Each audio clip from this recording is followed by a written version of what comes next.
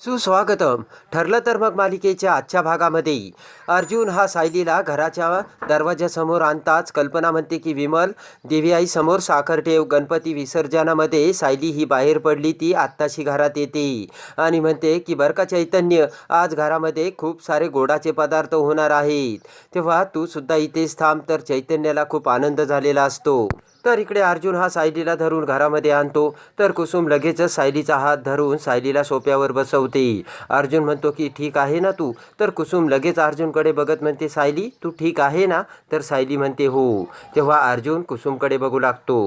लगेच विमल ही सायलीला पाणी आणते, तर कुसुम अर्जुनच्या अगोदर तिच्या हातात ग्लास घेत तो सायलीला देते आणि लगेच सायलीकडून तो ग्लास घेत टेबलवर ठेवते.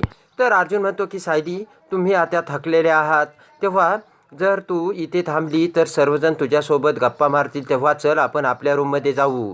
तेवढ्यात कुसुम म्हणते की इथे सायलीसोबत कुणीच गप्पा मारणार नाही, आम्हाला कळतंय सायली थकली. तर कल्पना म्हणते की सायली तुला खरंच आरामासाठी तू तुझ्या रूममध्ये जा. तेव्हा कुसुम म्हणते की सायली एवढ्या पायऱ्यावर चढून कशी जाईल, तेव्हा ती इथे नाही राहू शकत का खाली? तेवढ्यात अस्मिता म्हणते की आमच्या घरात कोणत्या माणसाने कुठे राहायचं ना, हे कुसुम तू नाही ठरवू शकत. तेवढ्यात अस्मिताला शांत करत कल्पना म्हणते की कुसुम हे तर माझ्या अगोदरच लक्षात यायला हवं होतं.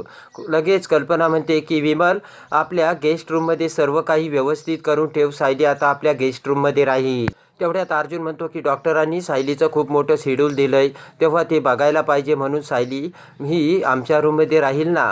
तेव्हा कल्पना म्हणते की अरे मी घेईल सायलीची काळजी आणि शेड्यूलही फॉलो करेन. तर प्रताप म्हणतो की अरे सायलीला वर गेल्यानंतर सारख्या वर खाली पायऱ्या चढून जावं लागेल, तेव्हा तिला त्रास होईल ना. तेव्हा अर्जुन म्हणतो की पण सायलीला खाली यावंच लागणार नाही. ते ऐकून प्रतापला मोठा धक्का बसतो. तर हसता चैतन्य म्हणतो की मावशी इथे काय चाललंय तुला कळतंय का? त्याला ना त्याच्या बायकोची काळजी स्वतः घ्यायची, घेऊ दे ना त्याला. तेव्हा लगेचच कल्पना हसू लागते. तर कुसुम म्हणते की मला ह्या चिडक्या बिब्याला सायलीसोबत रूममध्ये एकत्र राहू द्यायचं नाहीये. अर्जुन म्हणतो की आणि तसंही इथे खाली खूप बाहेरचे आवाज येतात ना.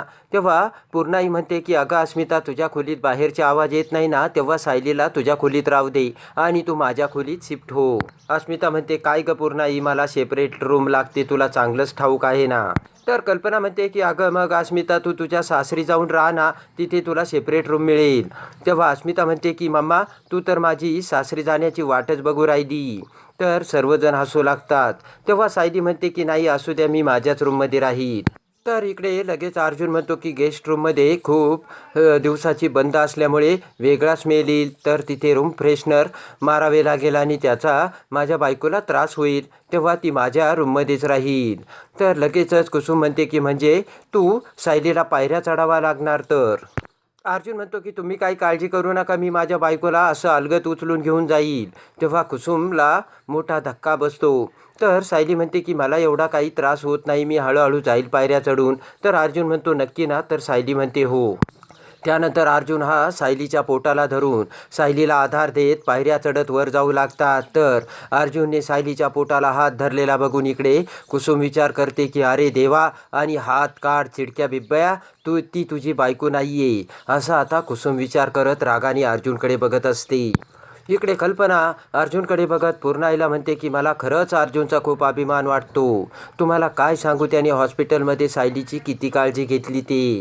तर प्रताप म्हणतो की कुठल्याच बायकोचा नवरा त्याच्या बायकोसाठी एवढा अस्वस्थ नसतो, एवढा हा अर्जुन अस्वस्थ होता. तर कल्पना म्हणते की खरंच देवाने अर्जुन आणि सायलीची अगदी योग्य जोडी बनवली. तेव्हा कुसुम म्हणते की हो अगदी योग्य जोडी आहे खरी. तर चैतन्य म्हणतो की खरंच योग्य जोडी आहे. तर आता इकडे महिपतचा फोन त्याचा माणूस काही उचलत नसतो. तेव्हा साक्षी म्हणते की तुम्हाला कोणाचाही जीव घ्यायला आवडतो ना, तेव्हा तुमच्या भीतीने आता तो फोन उचलत नसेल आणि लपून बसला असेल. तेवढ्यात मोठ्याने महिपत अशी हाक मारत ओरडतच नागराज हा राकेशसोबत तिथे येतो. तर महिपत समोर येत बोट करत म्हणतो की गप्प बसायचं महिपत आता.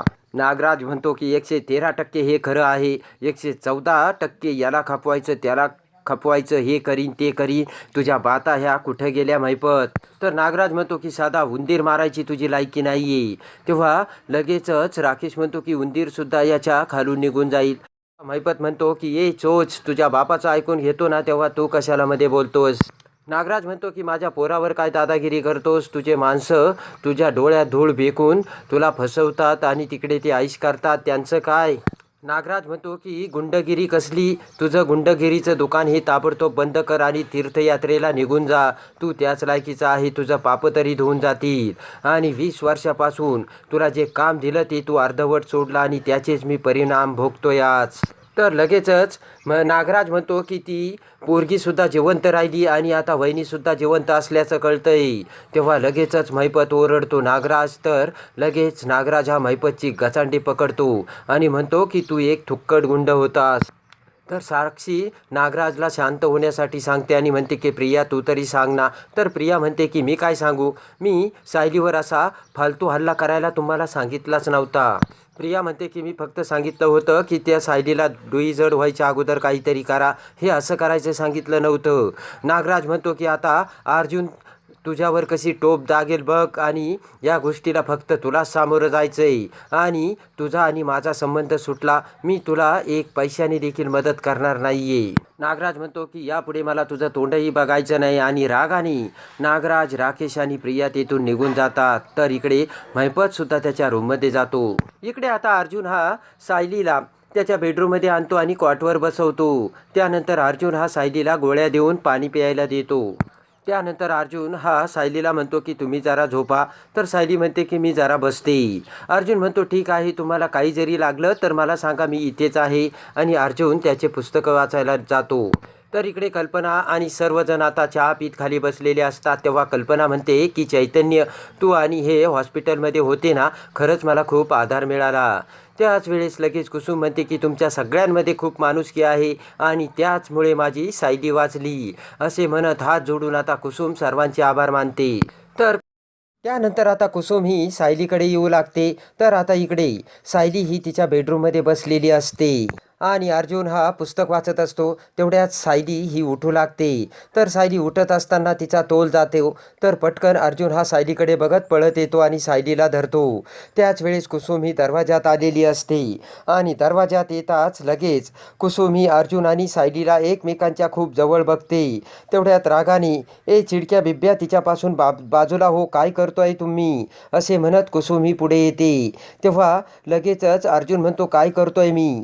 तर कुसुम म्हणते की एवढ्या जवळ आणि हे काय चाललंय. तर सायली म्हणते की अगं कुसुमताई, माझा तोल गेला होता तेव्हा ते पळत आले आणि मला धरलं, बस एवढंच.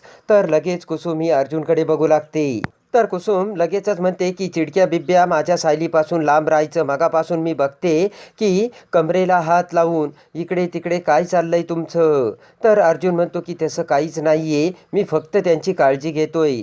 तर कुसुम म्हणते की कशी काळजी घेतोय ना, ते मला चांगलंच कळतंय. तर सायली ही फ्रेश होण्यासाठी जाते. तेव्हा कुसुम म्हणते की तू काय अर्जुन सायलीचा खरा नवरा नाही आहे, तेव्हा सायलीपासून लांब राहायचं. तर अर्जुन म्हणतो की म्हणजे. तर कुसुम म्हणते की लांब राहायचं आणि काळजी घ्यायची. तेव्हा अर्जुन म्हणतो की लांबही राहायचं आणि काळजीही घ्यायची, ते कसं. तर अर्जुन म्हणतो की मी फक्त सायलीला हातवारे करून सिग्नल देऊन सांगायचं का, मागे व्हा, पुढे व्हा, लेफ्ट राईट. तर कुसुम ही लगेचच अर्जुनकडे बघू लागते. तेवढ्यात सायली ही अर्जुनकडे येते आणि त्या दोघांचं चाललेलं भांडण बघून म्हणते की तुमच्या दोघांचं भांडण बघून मला खूप टेन्शन येतंय. तर अर्जुन म्हणतो की सायली, तुम्ही आमच्याकडे लक्ष देऊ नका, आम्ही सॉल्व करू.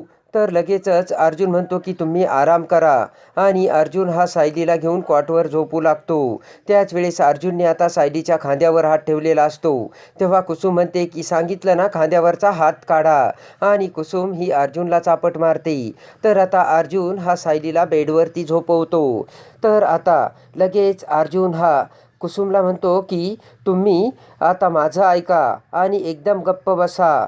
तुम्ही मला जे समजता ना तसं काहीच नाही आहे.